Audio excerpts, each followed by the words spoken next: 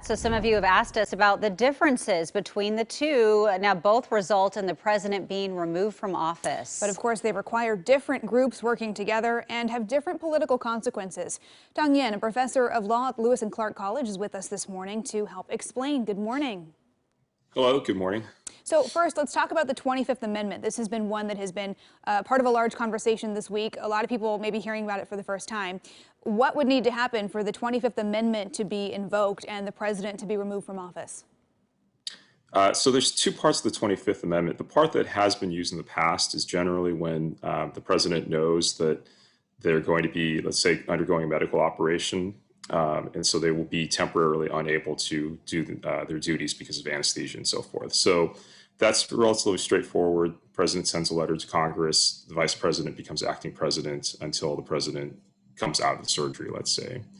This provision that we've been talking about is what you might think of as the hostile takeover part, where the vice president and a majority of the cabinet can decide that the president is unable to discharge the duties of the office. So they would send a letter to Congress, at which point the vice president would become the acting president. But the catch is that the president can send a letter to Congress as well saying, I'm not unable to discharge my duties, in which case it triggers a 21-day period for both houses of Congress to deliberate and decide whether they think the president is in fact unable to discharge the duties.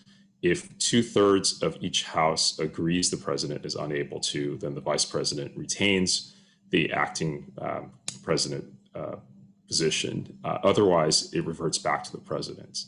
Okay. So it's basically up to the executive branch, the cabinet officers and vice president to trigger the 25th Amendment. So 12 days to go. I mean, how quickly could that all happen? I mean, it could happen not instantaneously, but more or less. I mean, if they have been discussing it and they agree, they simply need to take a vote, I guess, of the cabinet members and have a majority of them sign on to the letter that would go to Congress. So the other route here being discussed, one that we know would take a little longer, would be impeachment. We saw this process play out already once during Trump's presidency. How would this be possible with 12 days rather to the inauguration?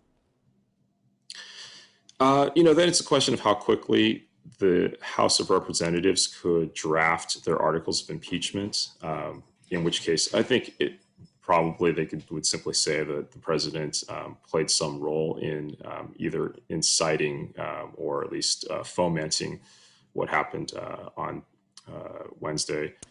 And then it would be sent over to the Senate, and the Senate would have to decide what sort of procedures they would use in terms of a hearing or trial. But the important difference between the 25th Amendment and impeachment in terms of outcome is the 25th Amendment does not carry with it any sort of requirement that the president misbehave. It's simply the president is unable to do the duties of the office, which could simply be some sort of physical or mental health issue.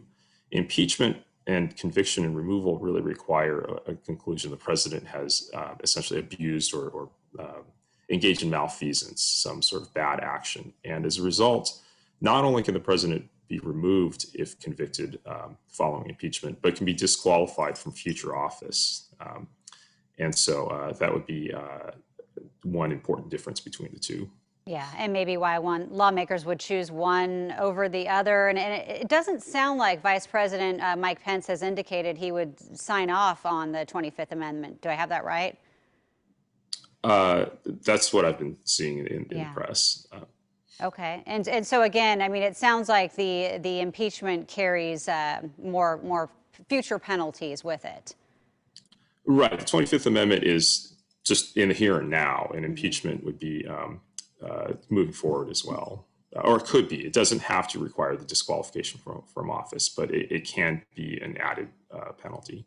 I think either way, we will likely be hearing about both for the next 2 weeks. The conversation continues. Dong Yin, professor of law at Lewis and Clark College, thank you for joining us this morning.